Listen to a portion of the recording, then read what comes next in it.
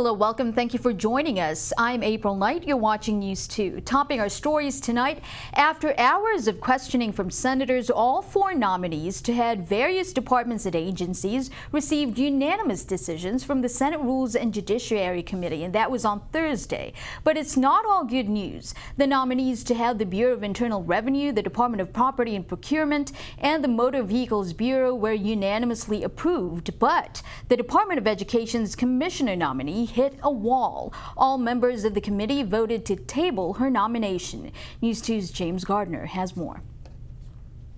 After hours of questioning, Raquel Berry Benjamin's nomination to the Department of Education's commissioner was held in the Committee on Rules and Judiciary late Thursday night. Lawmakers, including Committee Chair Alicia Bonds, expressed concerns with Ms. Berry Benjamin's preparedness to lead the department. Ms. Berry Benjamin, who was nominated by Governor Albert Bryan, read her testimony into the record, but at the same time, according to Ms. Bonds, it failed to demonstrate concerns for the myriad of problems facing the department, not the least of which being the majority of students in the territory's public schools falling behind in math and English. It is concerning to me the level of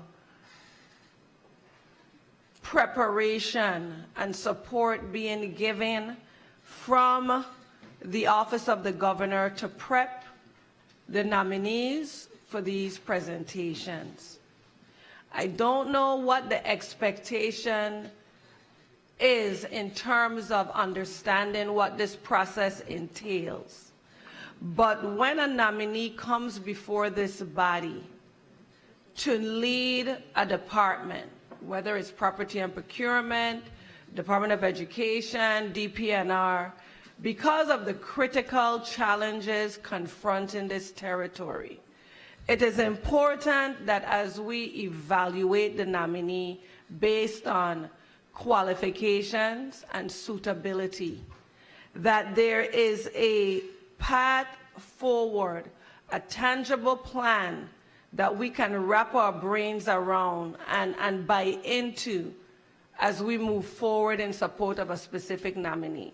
According to Ms. Berry Benjamin, 70% of the territory's public school students from K-12 were underperforming in math, while another 54.7% were underperforming in English. What's concerning me, and not with you specifically as a nominee, but with what has become the Virgin Islands Department of Education, I do not get the layers. I don't get it. It has turned into an entity unto itself, and I still don't see where we are getting the results in terms of a product with our Virgin. And I am a product of the public education system. Other nominees voted to move forward with the Bureau of Internal Revenue's Joel Lee, Department of Property and Procurement's Anthony Thomas, and the Motor Vehicle Bureau's Barbara Jackson McIntosh. But Senator Bonds did say that all the nominees who came before the Senate gave what she described as superficial testimony. For News 2, this is James Gardner. The governor responded by press release last night. He said the confirmation process is an essential exercise in vetting the qualifications of members appointed to the governor's cabinet. He also said his cabinet nominees demonstrated vision, energy, passion, and public service. In the statement, Governor Bryan expressed that he looks forward to a second chance for Commissioner nominee Raquel Benjamin. Meanwhile, another development in the John Jackson case. The Virgin Islands boxer was arrested in early February, if you remember, and charged with the rape of a 15-year-old girl on St. Thomas. But now Jackson, a former Olympian, is facing federal charges as well. John Jackson appeared before U.S. Magistrate Judge Ruth Miller for a preliminary detention hearing after his arrest on Saturday by Homeland Security investigations. He was charged with production of child pornography, according to U.S. Attorney Gretchen Shepard. Jackson remains in custody pending trial. According to court records, Jackson allegedly transported a 15-year-old minor from a local high school to his residence, and there he sexually assaulted the minor female and used the minor's cellular phone to create a video of himself in the sexual assault on the minor. Jackson, a professional boxer, is the son of prominent Virgin Islander and three-time world boxing champion Julian Jackson. The Daily News reports that the family family of the boxing pro put up more than $500,000 in property as bond in an effort to persuade the judge to keep him out of jail while awaiting trial. About $277,000 of that is from property owned by Jackson's sister-in-law and wife of his brother Julius Jackson, who's also a boxer. This case is being investigated by Homeland Security Investigations and the VI Police Department. It's also being prosecuted by Assistant U.S. Attorney Everard Potter. If convicted, Jackson can serve the mandatory minimum of 15 years in prison. Meanwhile, on St. Croix, a man who tried to solicit a child online was sentenced for attempted coercion and enticement for illegal sexual activity. On August 30th last year, Josue Navarro pleaded guilty to the charges. According to the plea agreement filed in court on or about June 23rd, law enforcement officers operating in an undercover capacity created and posted ads online posing as a 14-year-old female. Navarro responded even after being told that he was dealing with a 14-year-old. He is 30 years old and he was sentenced on Friday, according to U.S. Attorney Shepard. Chief District Court Judge Wilma Lewis sentenced Navarro to 30 months and 3 years of supervised release. Coming up next, a gathering of young people on St. Croix, plus your pet of the week when we come back.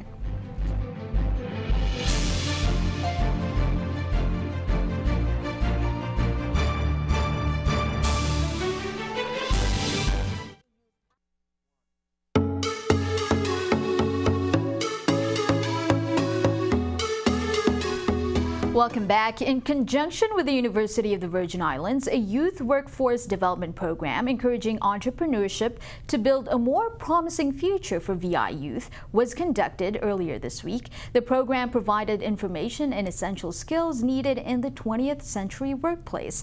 Stephanie Brown on St. Croix has more.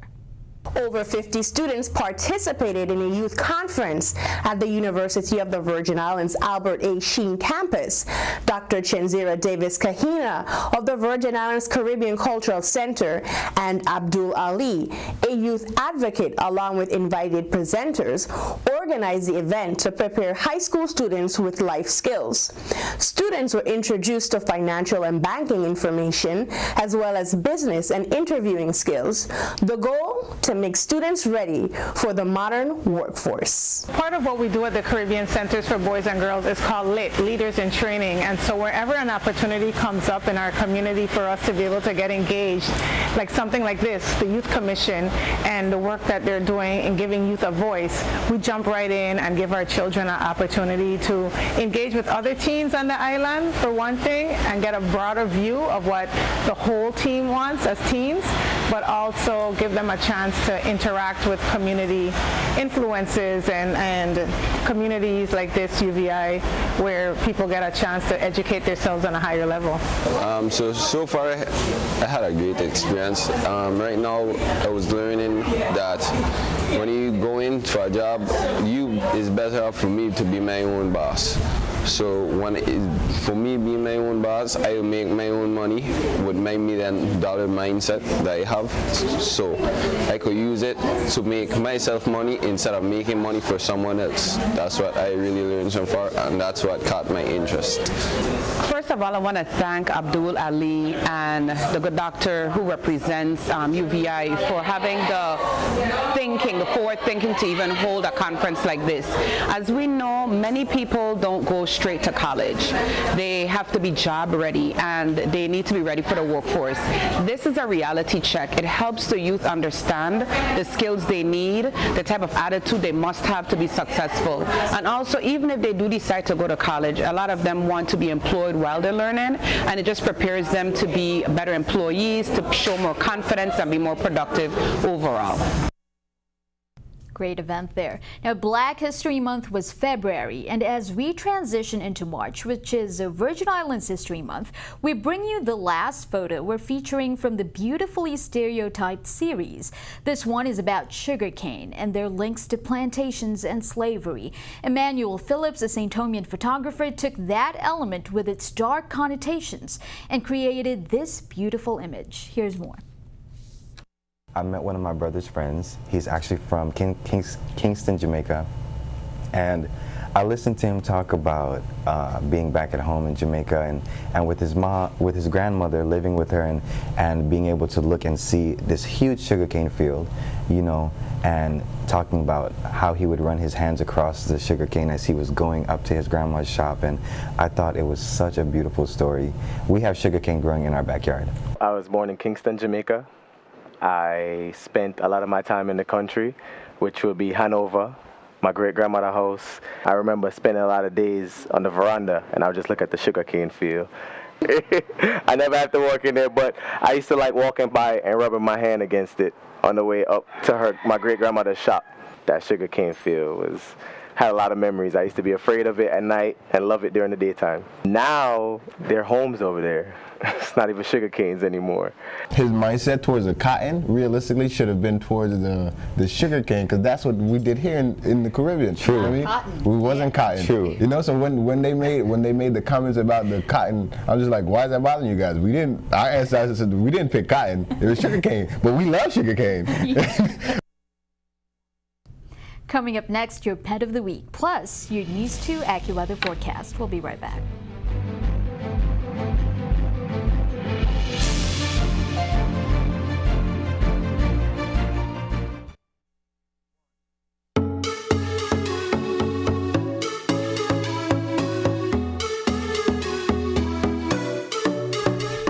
Welcome back. Time for our pet of the week. This week it's Rocco. He's been in the Humane Society for a little while. He's a friendly, active doggy looking for his forever home. Donna Nemeth, the Director of Operations at Humane Society of St. Thomas, tells us all about Rocco. This is Rocco. Rocco is probably a part Border Collie, part Terrier mix, some kind of working breed. Super agile. This is a dog that you would want to take on your next Olympic trial or into your next obedience training class or your next agility training. He can jump about 5 feet straight up in the air, so needs to go to a fenced yard. Super friendly. Has done really well with dogs and cats. Lots of energy, very playful, needs to be in a well-fenced yard. He's heartworm negative, about 3 years old, and is looking for his favorite family to play with. Remember, if you or anyone you know is interested in Rocco or any of the pets that we feature on Pet of the Week, you can call the Humane Society at 775-0599, or you can visit www.hsstt.com. You can also get a voucher from the shelters so you can take your dog or your cat to a vet of your choice and have them spayed or neutered. They always need fosters and travelers over there to take the rescue animals on flights to the mainland. And of course, if you can adopt, that would help them a lot as they deal with animal overpopulation on the island. Now let's take a look at what the weather looks like with our News 2 AccuWeather forecast.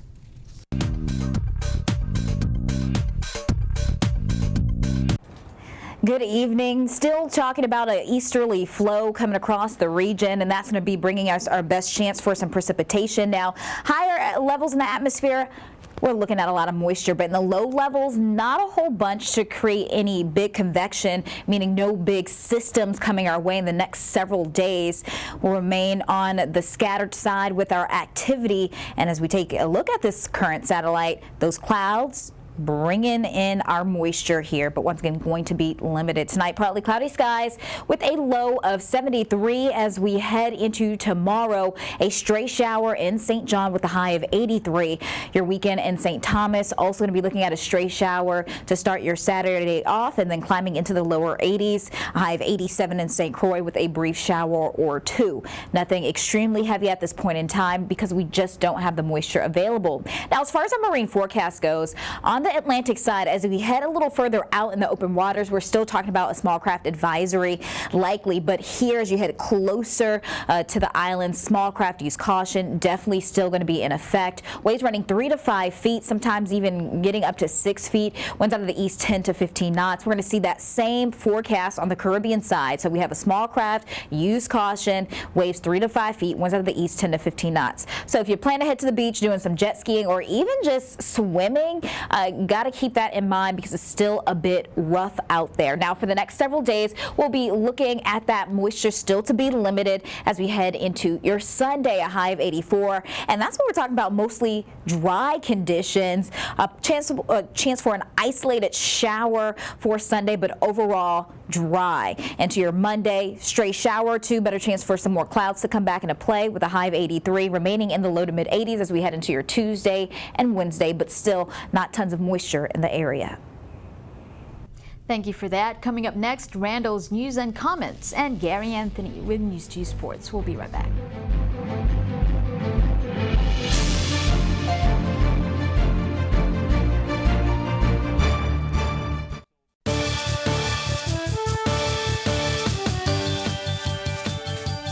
I'm Gary Anthony, and this is News 2 Sports.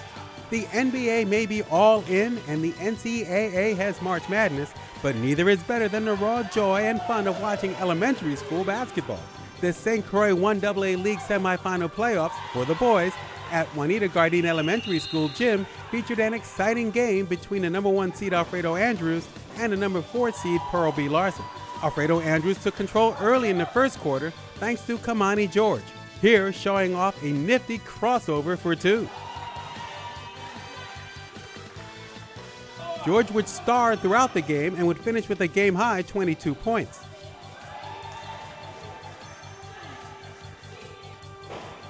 Pearl B. Larson rallied back, making numerous shots from all angles, and they closed the gap at the half to 18-16.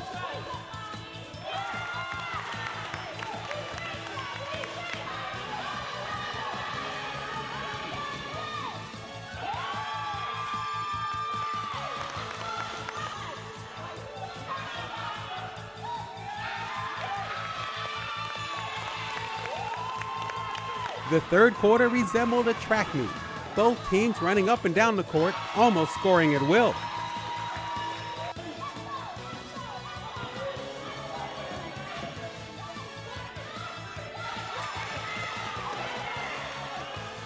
However, the fourth quarter belonged to Alfredo Andrews.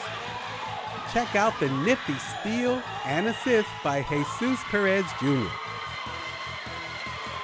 Alfredo Andrews goes on to win 34-26. Pearl B. Larson was led by Kamani Greenridge, who finished with 17 points. Earlier in the afternoon, the girls' semifinal featured again Alfredo Andrews versus Pearl B. Larson. In a decidedly defensive struggle, Pearl B. Larson came out on top 20-4. Pearl B. Larson's Anisha Dieterville was clearly the best player on the court for either team, and she finished with a game-high 17 points. From playing for free to the professional ranks, outfielder Bryce Harper, formerly of the Washington Nationals, is now a member of the Philadelphia Phillies to the tune of $330 million over the next 13 years. The left-handed slugger not only stays in the National League East, but will play his home games at Citizens Bank Park, a hitter's paradise. Many now consider the Phillies to be the favorite to win the rock fight that is the National League East.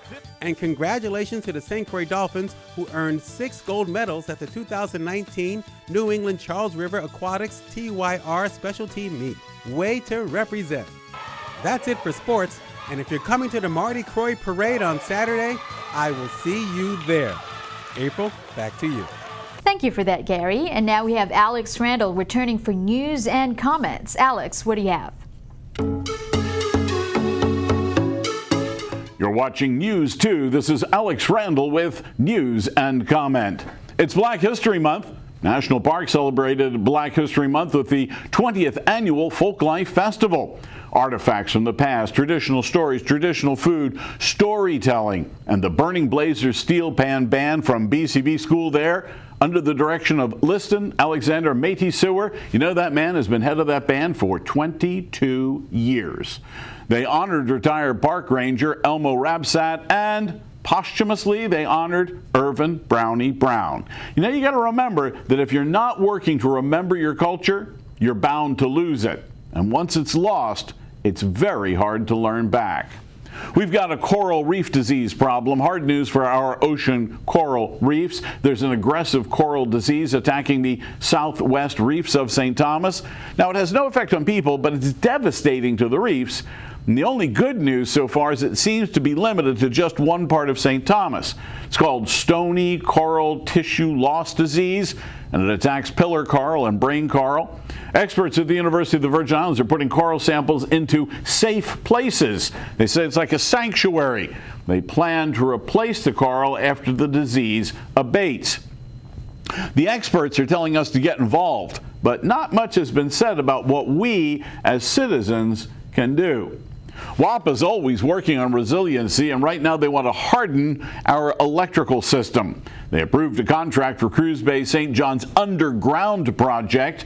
They want at least half of the customers to have buried utility lines. And the board approved additional funding for composite poles for St. John and Water Island.